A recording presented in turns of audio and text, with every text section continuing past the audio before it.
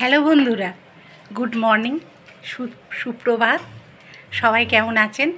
আমিও ভালো আছি, আপনারাও নিশ্চয়ই ভালো আছেন। এই কামনা করেই আমি ব্লগটা শুরু করলাম। আর এদিকে পুজো আচ্ছা তো সব হয়ে গেছে আমার। এই যে পুজো আচ্ছা সব হয়ে গেছে, আর রান্নাও প্রায় কমপ্লিট। আজকের এত তাড়াহুড়ো ছিল, ছেলে বেরোবে আর এত তাড়াহুড়ো রয়েছে, তাই জন্যে রান্নাটা আগে সেরে ফেলেছি। সেরে তারপর চান টান করে আবার পুজো টুজো করলাম। তাই দেখুন, এই যে ওইদিকে পুজো হয়ে গেছে,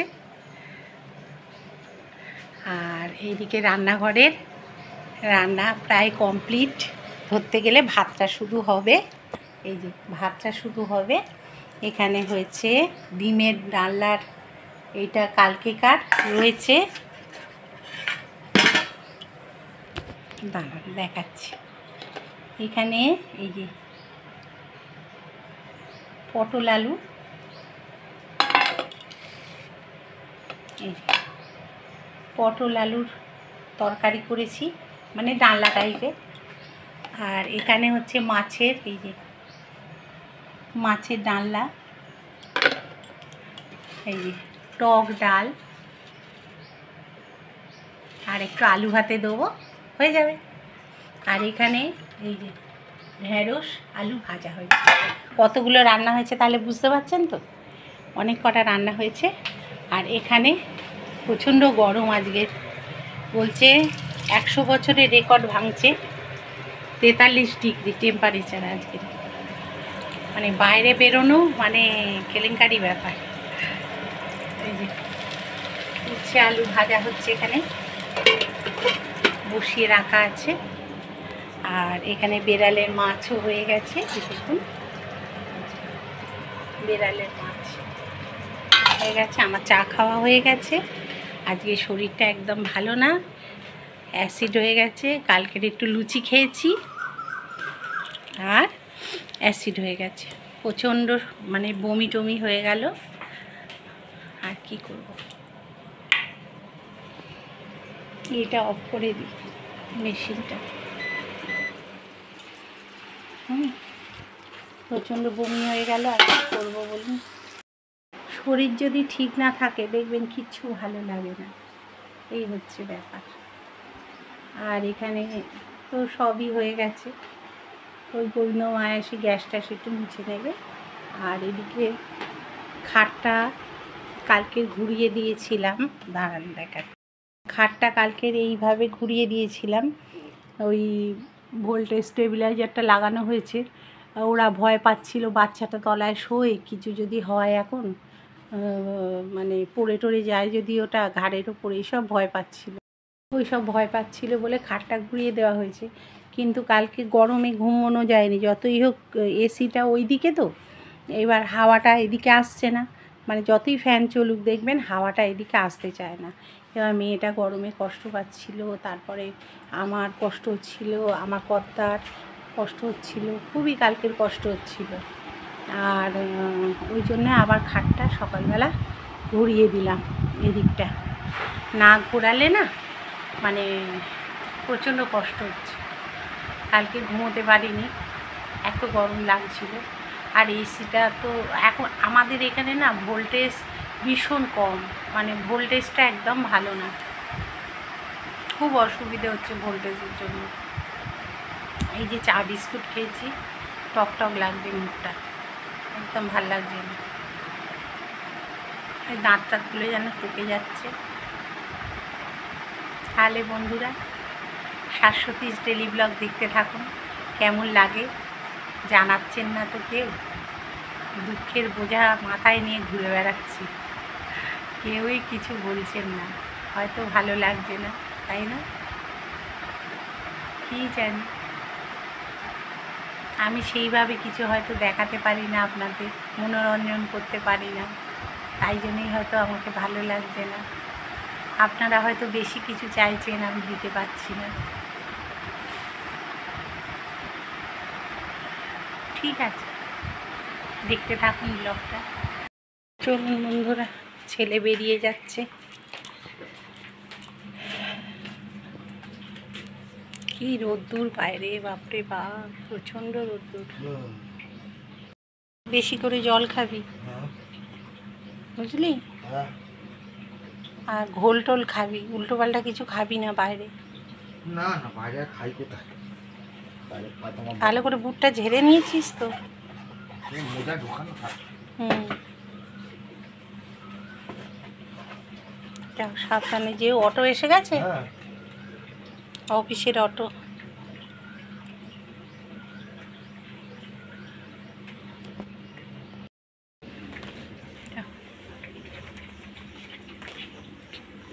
ওই অটো দাঁড়িয়ে আছে।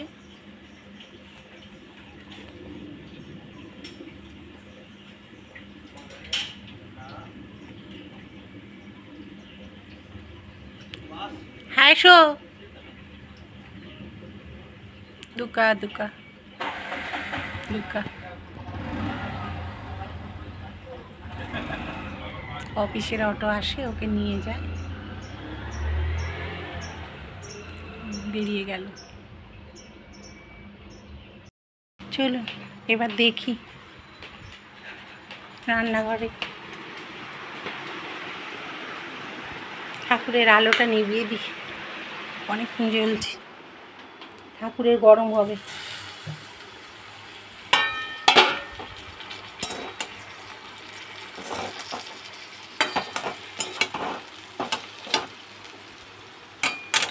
উচ্ছেটা হয়ে গেছে প্রায়, এই যে আলু টালু সেদ্ধ হয়ে গেছে।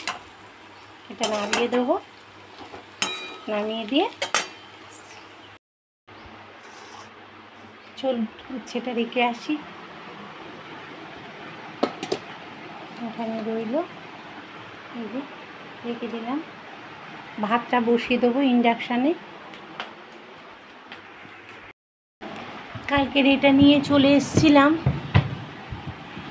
বেডসাইড টেবিলটা আবার নিয়ে যাই ওই ঘরে, খাটুনি। চলো এটা সেট করি এইখানে। বেডসাইড টেবিলটা নিয়ে চলে এসেছিলাম, নাহলে ওর বিছানা করা যাচ্ছিল না আমার কর্তার, ওই জন্যে। এই হলো, এইবার ঠিক হয়েছে, দেখেছেন? আর এই টুলটা, এটা খাটের তলাতেই রেখে দিই। ছেলে বা মেয়ে লেখাপড়া করে, আর ছেলে হয়তো রুটি টুটি খেলো, এইটায় বসে আবার মুছে নেওয়া হয়। এই এসিটা চালাবো, নাতনি এক্ষুনি আসবে। ওই ঘরের ফ্যানটা অফ করে দিই, ফ্যানটা চলছে। আলো ফ্যান অফ থাক, যা গরম কিছু করার নেই, সব বন্ধ করে করে রাখতে হচ্ছে। প্রচণ্ড লু বইছে যেন, দেখছেন তো? এটা বন্ধ করে রাখি। এইগুলো সব মোছামুছি হয়ে গেছে, পরিষ্কার। শুধু টেবিলটা একটু বুঝে নিতে হবে, কি করা যায় দেখা যাক। ভাত ওখানে বসে গেছে, আর এখানে আজকের ভাবছি কাঁচের এগুলো গোবিন্দর মাকে একটু মাজতে দেবো। 3টে মাজতে দিলেই হবে, বেশি দরকার নেই। আর এই যে মেজে দিয়ে গেছে অল্প কটা। আর এই বোতলগুলো হচ্ছে ওই দুধের বোতল, দুধ দিয়ে যায় সে। আর জামা কাপড়গুলো দেখি তুলে ফেলি, ফ্যানটা অফ করে দিয়েছি। জামা কাপড়টা তুলে তারপরে এসিটা চালাবো। নাতনি এসে ঢুকবে এসিতে, এখন নাকি রোদ্দুর, জানি না, মাথা ঘুরে পড়ে যাওয়ার কল হচ্ছে। এই যে দেখছেন কত জামা কাপড় শুকিয়েছে তো। হ্যাঁ, মানুষ শুকিয়ে যাচ্ছে আর জামা কাপড় শুকোবে না? এই যে মানুষই শুকিয়ে যাচ্ছে বন্ধুরা। বাইরে যারা কাজ করে তাদের যে কি অবস্থা আর বলবেন না।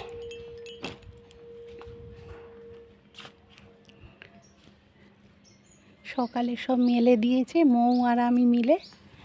অনেক কটা পড়ে তো একা মেলা কষ্ট হয়।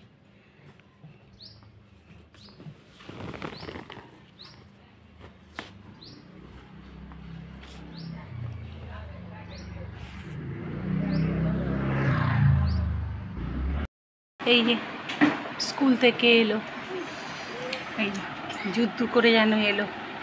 সত্যি যা রোদ্দুর বাইরে, যুদ্ধরই সামিল।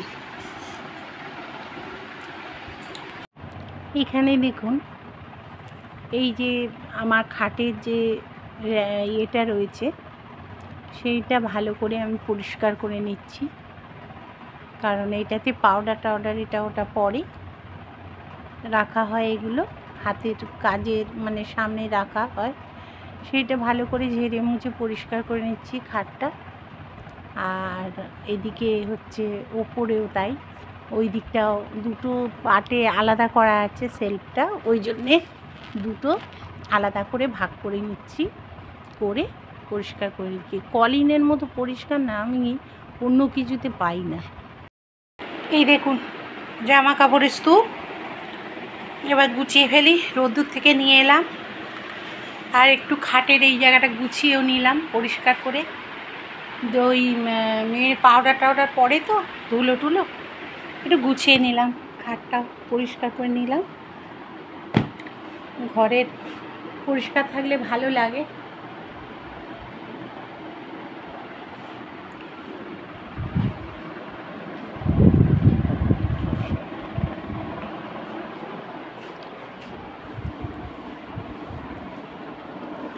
ওই জন্য ড্রেসিং টেবিলটা একবার সকালে মুছে নিয়েছি, আবার একবার মুছছি। ধুলো পড়তেই থাকে।